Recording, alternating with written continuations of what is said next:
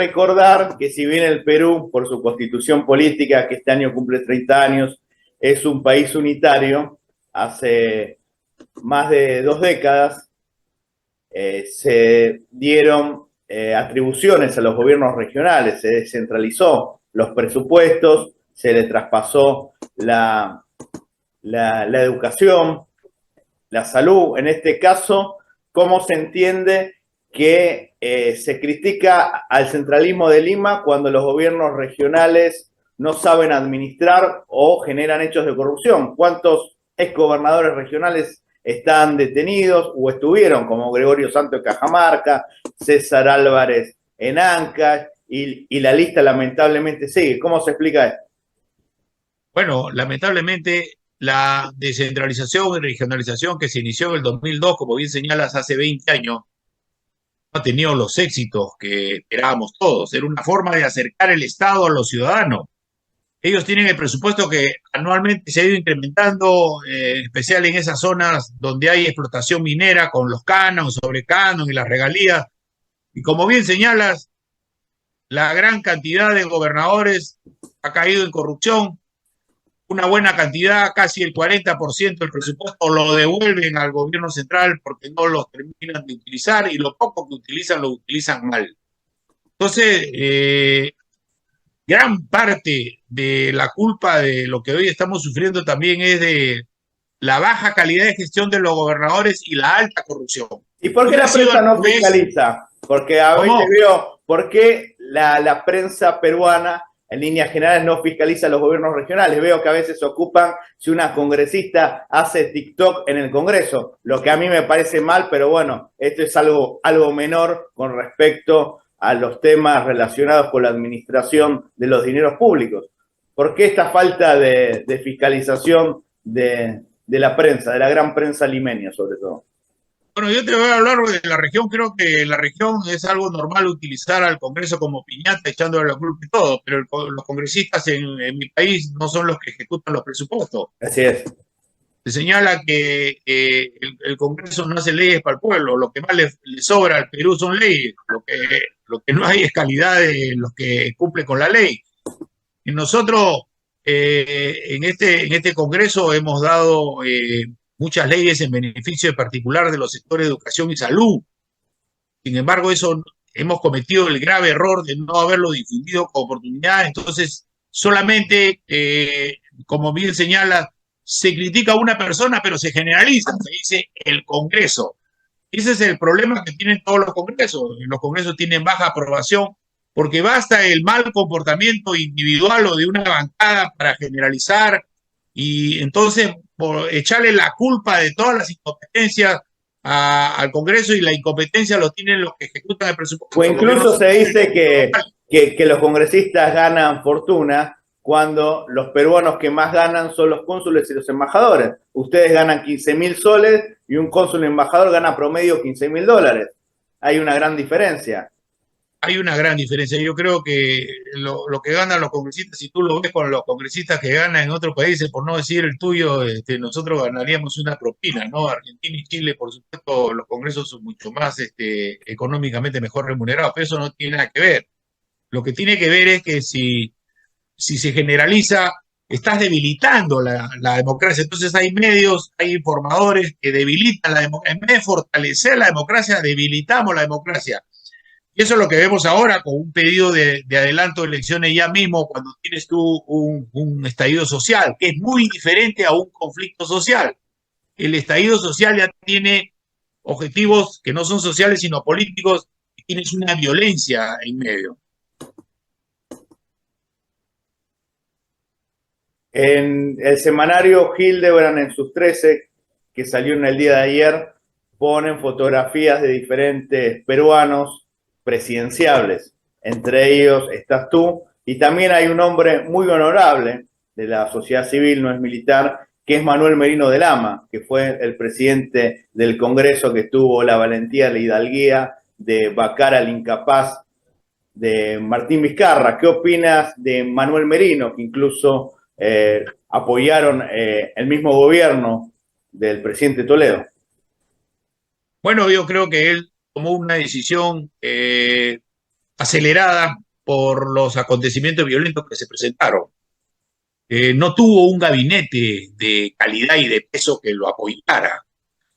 Tenía todos los medios de comunicación en contra y yo creo que en estos momentos él, como forma parte del Partido de Acción Popular, creo que como democráticamente ellos siempre hacen, se presentan los precandidatos y ya determinarán los mismos militantes de Acción Popular si lo consideran como un representante para una próxima elección. ¿Qué es el Partido Paz y Unidad que tú presides? Mira, el Partido de Unidad y Paz que estamos formando a nivel nacional busca conjugar la dinámica de los jóvenes y de las mujeres con la experiencia de los viejos. Nosotros somos un partido que no es de aquellos que dicen que no hay nada que cambiar porque todo está funcionando muy bien, ni de los que quieren refundar el país. Nosotros lo que buscamos es la preocupación de la persona, pero ¿qué cosa quiere hoy día el ciudadano peruano? El ciudadano peruano quiere cuestiones medibles, tangibles, en educación, en salud, en alimentación y en seguridad. Y la única manera es tomando una acción directa desde el nivel distrito. No hemos sacado ninguna experiencia de la pandemia de 2 años. Hemos tenido más de 200.000 fallecidos por dos casos, por dos causas. Una, porque no se conoce el país y se quiso aplicar una sola estrategia para las 25 regiones, siendo cada una de nuestras regiones. Incluso, disculpa, tampoco el Perú aprovechó la experiencia histórica negativa de la pandemia del cólera de fines de los 90. Tendría que tener un sistema sanitario muy fuerte y vino la pandemia del coronavirus que generó más muertos que en la guerra del Pacífico, la guerra del CENEPA y la guerra contra el terrorismo. Ese es un error de nuestro país. Nuestro país vive gracias al azar, a la buena suerte del momento o a que Dios es peruano. No vive de objetivos, de planeamiento estratégico, de metas y plazos. Esa es la diferencia de nosotros. No hay políticas de Estado. No tenemos política de Estado. Nosotros hay políticas de gobierno.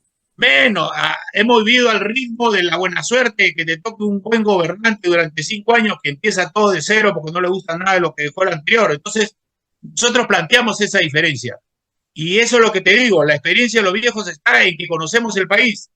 Y a eso tienes que sumarle la dinámica de las mujeres y los jóvenes que hoy Roberto, por ahí alguna gente desprevenida está escuchando, dice, un general quiere ser presidente, pero cuando estuvo el militar Humala fue un desastre. La gente por ahí piensa que todos los militares son iguales, pero tú tienes una formación jerárquica al ser general y además estuviste en una guerra. ¿Qué les puede decir a la gente que dice, un militar ya fracasó? ¿Por qué confiar en otro? Entonces, todos los estrategas no son iguales, porque si yo dijeran que todos los estrategas son iguales, yo sería Napoleón. Todos los estrategas no son iguales, todas las personas no son iguales. El Humala era comandante, yo soy general, empezando por ahí. Y depende también de las formaciones, capacidades, personalidad y tantas cosas, de experiencia. Entonces, yo creo que lo que pasa es que a los militares sufrimos de discriminación. Hay muchos que hablan de la discriminación, pero como tú señalabas, William, hay gente que dice que hay que relevar la mesa directiva. No le gusta a William, pero no le gusta a William ¿por qué? Porque está haciendo las cosas mal. No, no le gusta porque es general. Y no le gusta lo de izquierda porque ha sido de Chavín. Entonces, no discriminemos. Hablamos mucho de la discriminación en nuestro país, pero los primeros que discriminan son a los militares y a los policías. O sea que nosotros pasamos a retiro y pasamos a hacer ¿qué cosa? Abuelito. Bueno, lo que tenemos nosotros en relación, en diferencia de algunos políticos, es la experiencia de trabajo en equipo, el planeamiento estratégico que te señalo, el conocimiento del país, que es una gran deficiencia que tenemos y que la sufrimos durante el COVID, por eso tuvimos 200.000 muertos. Las últimas 2 preguntas, que hay una cosa que no se entiende. Yo viví 4 años en Perú, conozco casi todas las regiones. La zona más afectada por el terrorismo fue el sur, Ayacucho, Cusco, Puno, y curiosamente son las regiones que más votan a la izquierda. Recordemos, este año fue, si se quiere, el bautismo de fuego sangriento del Sendero Luminoso. 40 años se van a cumplir en Lucanamarca, en Ayacucho. ¿Cómo se entiende que el sureño, que padeció matanzas como la de Lucanamarca, 69 campesinos muertos a hachazos, a machetes, voten por la izquierda?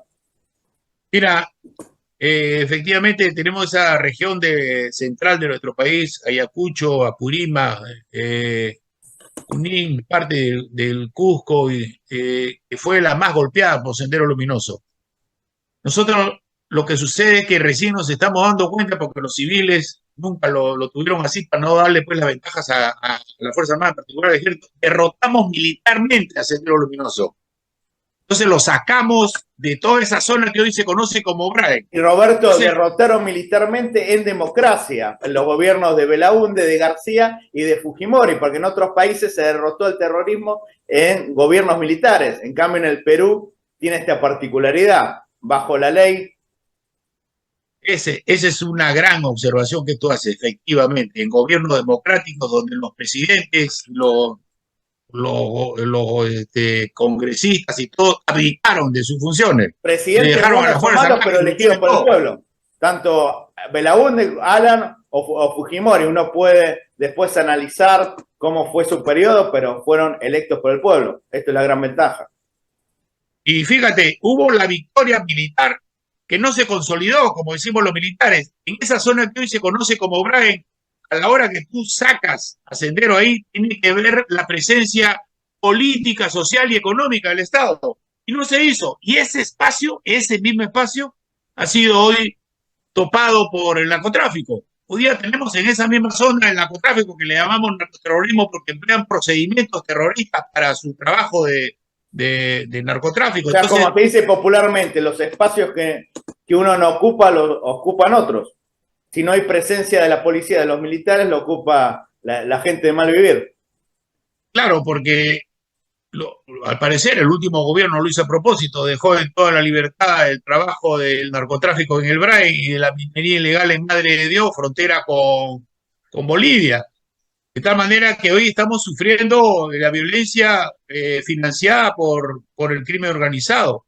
Recién los civiles se están dando cuenta, entonces no escuchan a los militares y piensan que los militares todos lo vemos defensa, pero la defensa hoy en día es frente externo. Seguridad tiene dos componentes, parte militar y policial y la parte de desarrollo. Lo que pasa es que el Perú lo hemos visto solamente con un ojo, nos acordamos de ellos cuando lo necesitamos como ahora. La última pregunta, siempre es interesante hacer críticas a la situación del Perú, pero críticas constructivas, porque así se empiezan a resolver las cosas. Este año se cumplen 25 años de los acuerdos de paz definitivos con el Ecuador. Tanto peruanos y ecuatorianos están viviendo un cuarto de siglo de paz. ¿Cómo se entiende que se logró una paz con el vecino del norte después de siglos de conflicto y lamentablemente no se logra la paz y la unidad, como dice tu partido muy sabiamente, unidad y paz entre los peruanos? ¿Cómo se entiende esta contradicción de la historia reciente? Por la falta de identidad, hemos perdido identidad nacional al interior del país, mucho mensaje. Este gobierno que hemos tenido de Castillo de 1 año 8 meses ha sido un permanente mensaje de división entre peruanos y de incitación a la violencia y estamos pagando las consecuencias. Un presidente de la República, de cualquier país, puede tener un permanente mensaje de división entre peruanos, donde hablas de los limeños y los provincianos, los buenos y los malos, los ricos y los pobres. Con Ecuador, este 22 de febrero se cumplen 28 años del Miércoles Negro, que fue el último enfrentamiento militar. A partir de ahí se crearon las condiciones para la fase diplomática. Como bien señalas, un 28 de octubre de hace 25 años se firmó el Acuerdo Global y con el gobierno del presidente García en el 2007 se hizo el primer encuentro de presidentes y gabinete binacional. Binacional, sí. Fíjate ese hito. Y hoy ya tenemos nosotros 28 años donde los que están al frente son 2 centinelas sin armas. Y este gabinete binacional lo que busca es ese desarrollo integrado de la frontera. Ese es el gran paso que logró este conflicto. Es más, recordemos otra cosa, ya que a nosotros nos gusta el fútbol y a veces la gente entiende más de fútbol que de política. La otra vez cuando vino Ecuador, la selección ecuatoriana a Lima, fue bien recibida. Esto es algo que no pasaba hace décadas. O sea, hay una hermandad entre ecuatorianos y peruanos que cada vez es más firme. Fíjate, los problemas era que no era el pueblo ecuatoriano ni el peruano. El problema del pueblo ecuatoriano era que de la educación le metían a los chicos en los libros, en los colegios, una mentalidad de que el país es agresor y esa cuestión. Y era un tema de los políticos. tumba de Jaén y Maynas. Yo he leído Entonces, libros de antes del sí, acuerdo de paz, decían que el Perú era un país agresor e imperialista. imagina que Eso es éramos algo absurdo. y ellos eran los que hacían unas invasiones que no les servían para nada, pero hoy día ha cambiado notablemente, la frontera siempre ha sido abierta, la frontera del lado peruano y ecuatoriano nunca estuvo de acuerdo con que se Palomilla, cierre la Guaquilla, sí. frontera, en Guaquillas y punto. Entonces, yo creo que se dio un gran paso, tuvo que darse esa victoria militar porque ya no les queda ningún recurso a los ecuatorianos que buscaban esa división, Igual, incumplimiento de un sinceramente, protocolo. Roberto, la guerra del Cenepa lo ganaron los dos, tanto los peruanos como los ecuatorianos, porque la paz es algo que buscaban los dos. Si bien políticamente el objetivo lo cumplieron los peruanos, los ecuatorianos también tuvieron una buena defensa aérea con el derribo de aviones y helicópteros. Por eso no hay que volver a decir quién ganó la guerra la ganaron los dos. Esto es lo No estoy de importante. acuerdo, fíjate, Como ¿qué pasó ganó, con los franceses y los alemanes, qué consiguieron la ganó, paz de Europa. Ustedes son un qué ejemplo. ganó Ecuador y qué logró Perú? Yo creo que Ecuador ganó la paz permanente con el Perú, dejó de tener una infiltración inútil en la frontera, y el Perú logró que se cierren los 78 kilómetros de la frontera faltante ahí en la cordillera del Fondo según el protocolo Río de Janeiro, que tenía 4 países garantes: Así es. Argentina, Chile, Brasil y Y Estados Unidos. Estados O sea, Unidos. eso es lo que no se comprendía, cómo en el Ecuador los diferentes presidentes tenían una posición diferente. Pero eso ya forma parte de la historia. Sí. Hay muy buenas relaciones militares entre los dos países, seguimos nosotros con estas reuniones bilaterales. Como te digo, el primer gabinete binacional se formó en el 2007 con Ecuador, y esa es una muestra de que cuando hay paz entre los países, el desarrollo crece. Nadie quiere la guerra. Lo que tú señalas es una pena por el Perú, que después de tener 20 años de violencia subversiva del 80 al 2000, tengamos nosotros una violencia, ¿sabes qué? Una violencia que no tiene ningún calificativo entre peruanos. ¿Y obedece a qué? Ese mensaje irresponsable de división de un gobierno marxista-leninista que tuvo Castillo y que nos ha generado esta violencia que hoy ojalá se pueda superar con el diálogo, con la unidad y la paz, que es lo que necesita el Perú hoy, mañana y siempre. Muchísimas gracias, Roberto, y recordemos que al Perú se lo respeta.